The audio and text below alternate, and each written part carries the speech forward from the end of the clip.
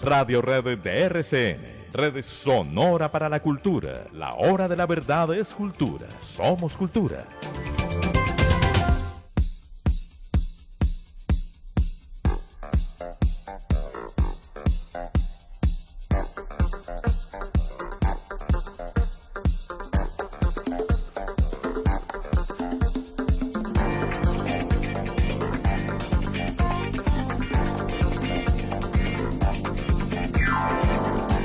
Si acaso se acaba el mundo, todo el tiempo he de aprovechar. Corazón de vagabundo, voy buscando mi libertad. He viajado por la tierra y me he dado cuenta de que donde no hay odio ni guerra, el amor se convierte en rey. Tuve muchas experiencias y he llegado a la conclusión que perdida la inocencia, en el sur se pasa mejor. Para hacer bien el amor hay que venir al sur. Para hacer bien el amor iré donde estás tú. Sin amantes, ¿quién se puede consolar? Sin amantes, esta vida es infernal. Para hacer bien el amor hay que venir al sur. Lo importante es que lo hagas con quien quieras. Bueno, están muy argentinos y muy chicos gogó, ¿no? Sí, muy italianos. Sí, porque esto es Muy Rafael italianos. Acarrá. Pues sí, Sí, pero señor. Más pero italiano que pero cosa. más argentina que esa canción, pocas. Y hay que venir al sur. ¿A cuál sur? Al sur de Buenos Aires. Sí, Hay bueno, que venir al Una sur. canción es que además que es fue que polémica Rafael en su Acarrá tuvo un época vínculo y por allí en tuvo un Argentina vínculo no grande le... con Argentina. Sí. A ver, ahí se pisaron ustedes dos Ahí y nos olvidamos, terminamos pero sí. Cindy, adelante con la polémica, que tuvo un vínculo grande con Argentina, Rafael Acarrá. Sí, fue, me parece que prohibida tal vez en esa época con esta canción de Rafael Acarrá y Argentina, pues no le gustó mucho, no sé, decían que era bastante sugestiva y bueno, la prohibieron en su momento, no les gustó mucho en Argentina esta canción, pero a mí me parece pegajosísima. Para hacer bien el amor hay que venir al sur, claro que sí, y nadie sabe de qué sur se trata, el sur de Buenos Aires, donde están las barriadas más populares, y allá se hace bien el amor, es lo que dice Es que Rafael los Acarrá. Lo que dice argentinos ya Rafael estando en el Acarrá. sur, ya les quedaba más difícil ir aún más hacia el sur, entonces tal vez esa idea no les gustaba. Pues lo cierto es que Rafael Acarrá es noticia porque precisamente pues se va a convertir su obra en un musical internacional. Yo no sé cómo irá a ser la pelea aquí por los derechos de autor, seguramente hay algún tema de la herencia detrás de todo esto, pero lo cierto es que el anuncio que se hace en este momento es que tan solo un par de semanas después de su muerte, las productoras de una película que se llama Explota, Explota o Balo, Balo, película de 2020, pues ahora la llevarán a las tablas, a un musical, gracias a un acuerdo que han logrado. Interesante.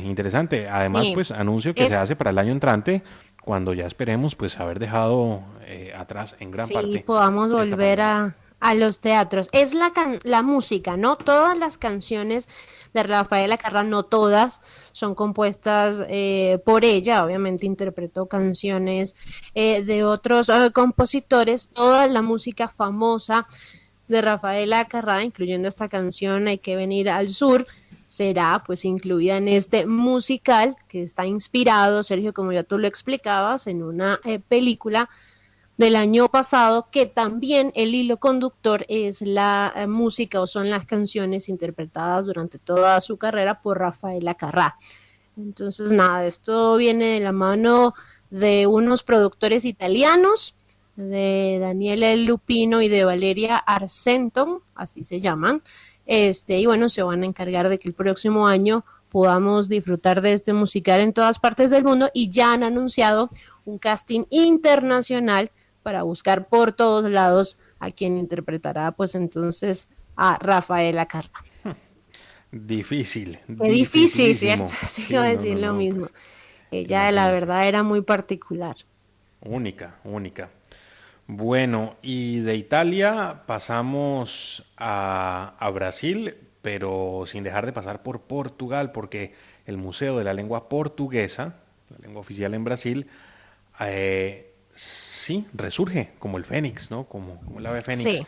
De entre las cenizas y entre las llamas resurge el Museo de la Lengua Portuguesa, que se incendió, ¿no? Hace un par de años. Sí, se Hace incendió 6 el años. pasado, bueno, hace mucho tiempo, el 21 de diciembre de 2015, un incendio acabó casi con este museo, pero bueno, la noticia es que ya está listo, ya después de su reconstrucción, el Museo de la Lengua Portuguesa en el Centro Histórico de Sao Paulo ya vuelve a abrir las puertas al público y bueno, hace un homenaje a los 260 millones de personas repartidos en 9 países del mundo que hablan portugués, que hablan esta lengua.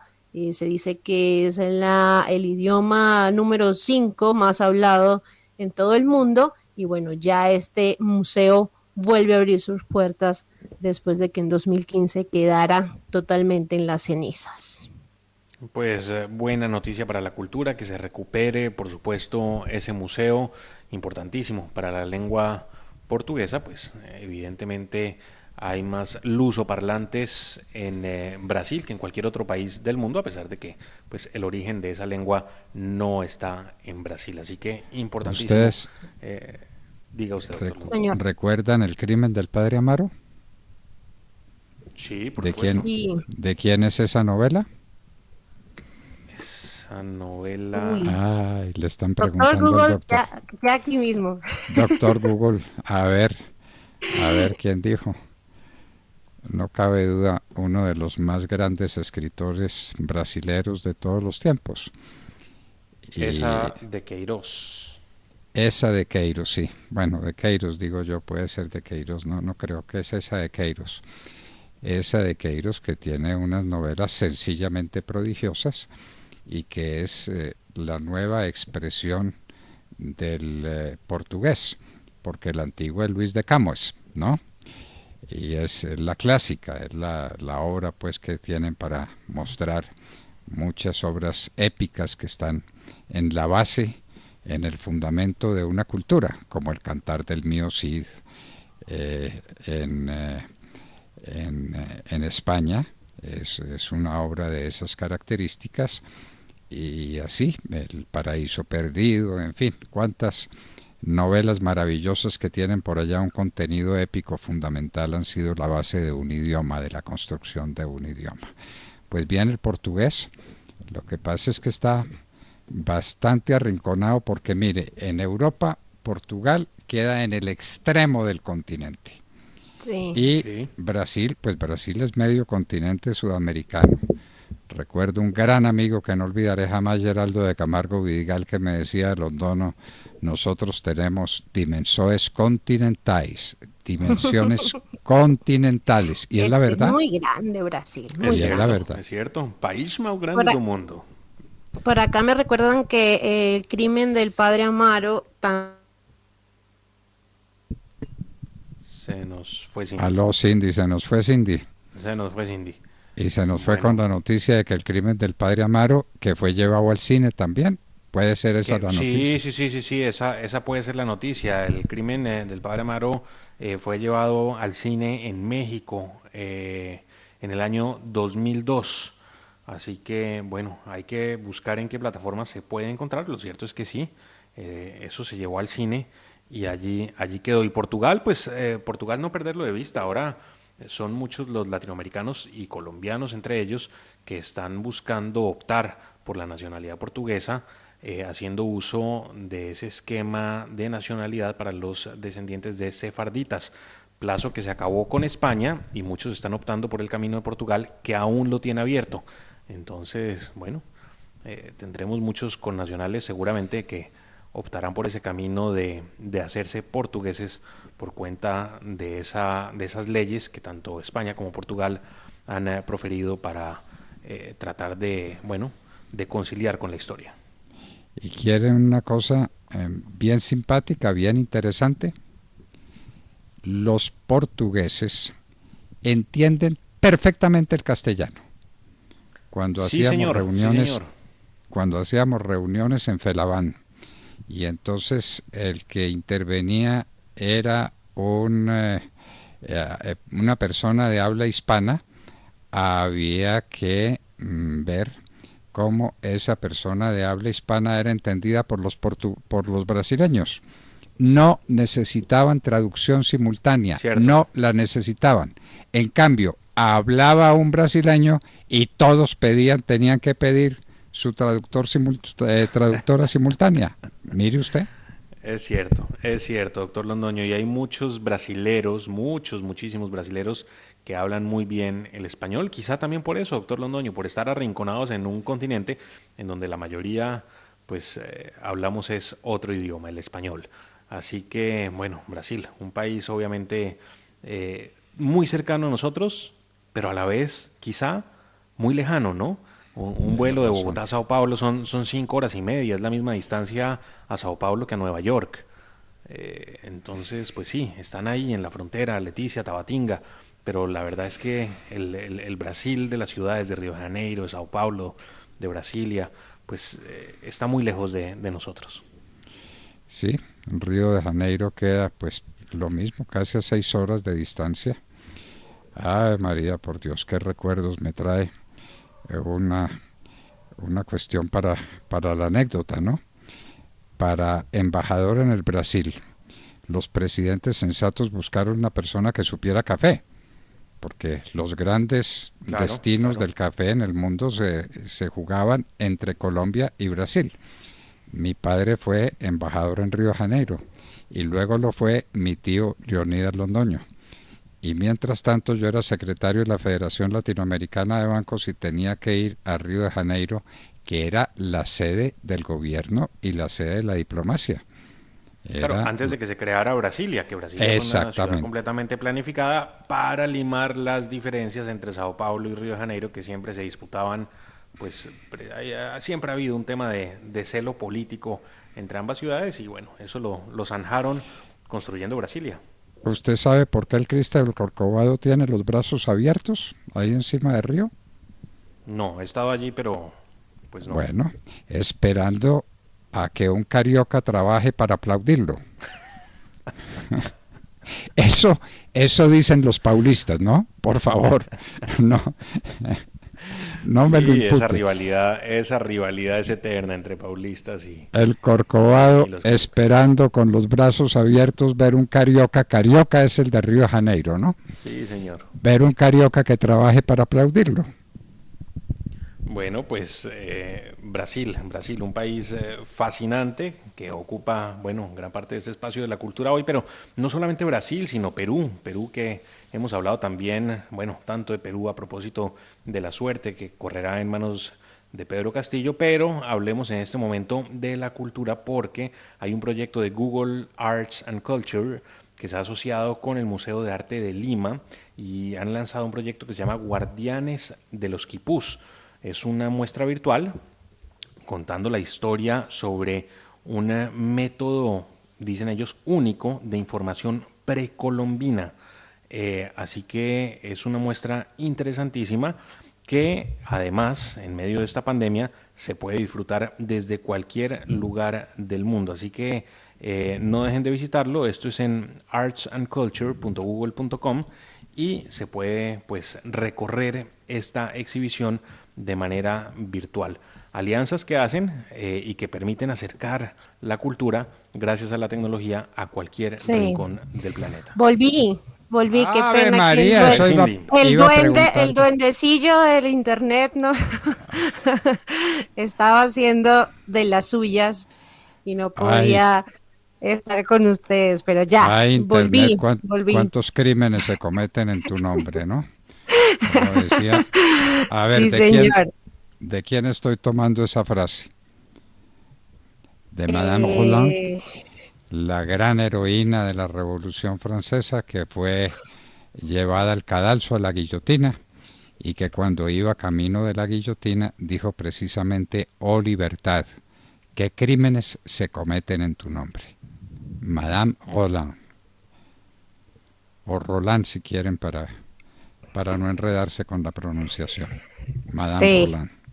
Así estamos Estábamos con el internet. No, pero sí, tuve una caída aquí de internet, doctor Fernando, pero ya estoy con ustedes. Sergio hablaba de los quipús. Qué interesante este tema porque es como un, ¿qué será? Como un medio de comunicación, una forma de comunicarse en clave de los incas.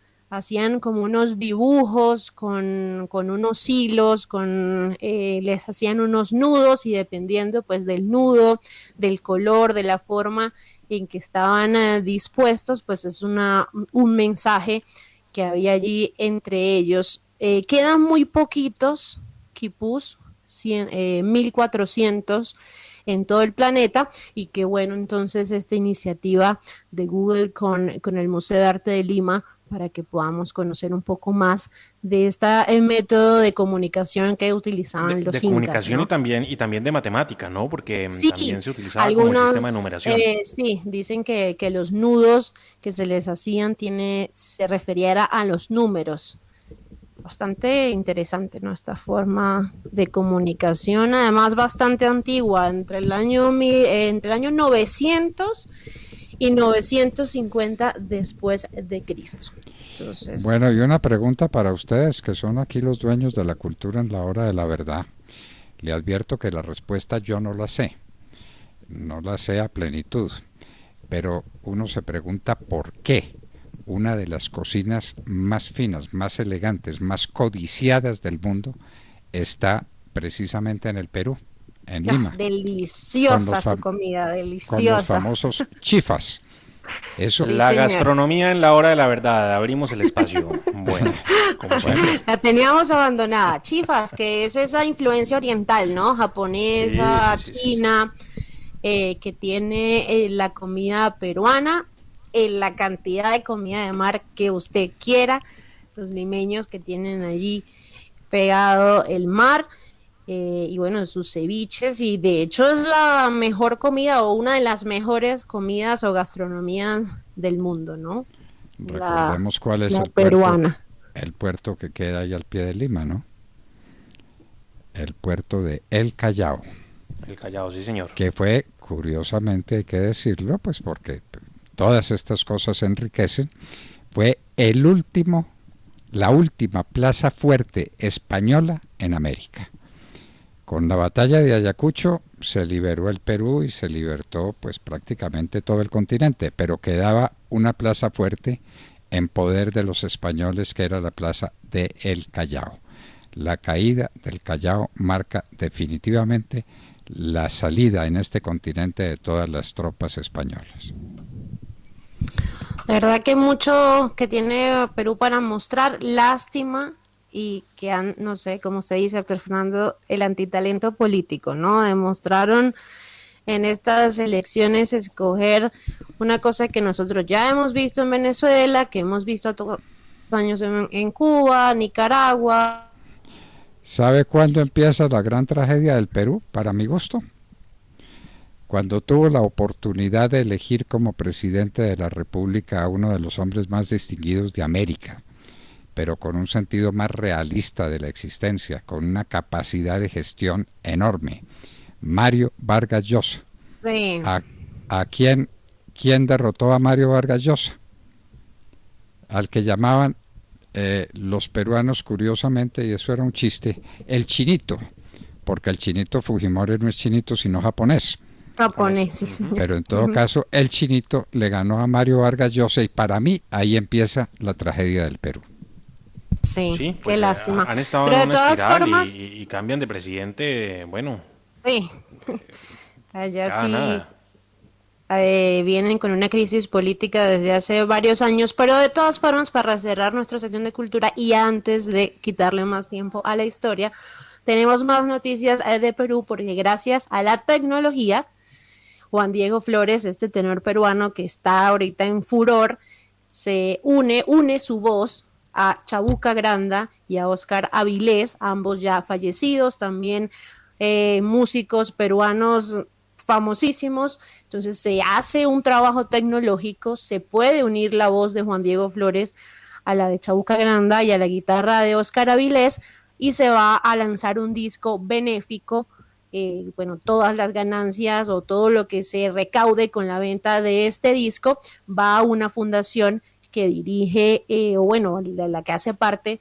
Juan Diego Flores, pues en pro de la niñez de Perú. Entonces me parece interesante que la tecnología nos permita hacer este tipo de cosas, ¿no? Unir la voz de un artista vivo con dos que ya no están. Qué voz la de Juan Diego Flores.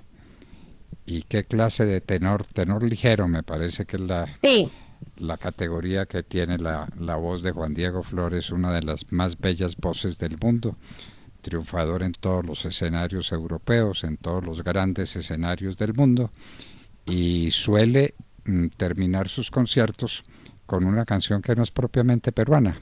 no, señores. La pollera colorada, ¿no? Hemos visto a todos esos europeos bailar con la pollera colorada. Juan Diego Flores, el gran tenor peruano. No le ha gustado ni poquito la candidatura del señor Castillo, ¿no? Pues como a ningún peruano que... Pues como a la mitad del Perú. Sí. Pues sí, pero sobre todo la mitad del Perú, la más ilustrada y la que lee y cuenta las cosas de corrido. Entonces, pues esa es la verdad. Y la situación del Perú es una situación dramática y la fuga de capitales está a la orden del día. Sí, señor. Y la incertidumbre, ¿no? De saber. Además, que es que me sorprende, es que es lo mismo. Además, no escondió su aspiración, lo dice, llego a ser una constituyente, voy a cambiar la constitución, voy a nacionalizar la minería, el tema del gas, voy a hacer mercados campesinos. Pues es lo mismo, es que ya lo vimos. No entiendo por qué la gente todavía se deja convencer de estas propuestas. Bueno, llevan más de 200 años el marxismo, el comunismo, y siguen calando todavía en algunas personas. Llevaban muchos años de economía liberal con unos éxitos asombrosos, ¿no? Sí. Pues a la gente como que no le gusta el éxito, lo mismo pasa en Chile. Chile, que era una nación paupérrima, arruinada, vuelta a pedazos por el comunista Allende, viene el señor Pinochet, le entrega la economía enterita a los Chicago Boys. A él le dijeron que esos eran importantes y que esos podían sacar a Chile de semejante crisis en la que se encontraba, y les dijo: vengan ustedes y hagan lo que haya que hacer. Y a mí ni me expliquen porque no les voy a entender. Un hombre bien sincero era Pinochet, ¿no? Pues esos Chicago Boys transformaron a Chile e hicieron de Chile la nación más próspera de América. Y mire usted, pues. Y se aburrieron de serlo, sí, señor. Pues es lo que tenemos en Cultura. No le vamos a quitar el espacio para la historia, doctor Londoño, que ya llega aquí en la hora de la verdad. Todo en Cultura, 8 de la mañana, 56 minutos.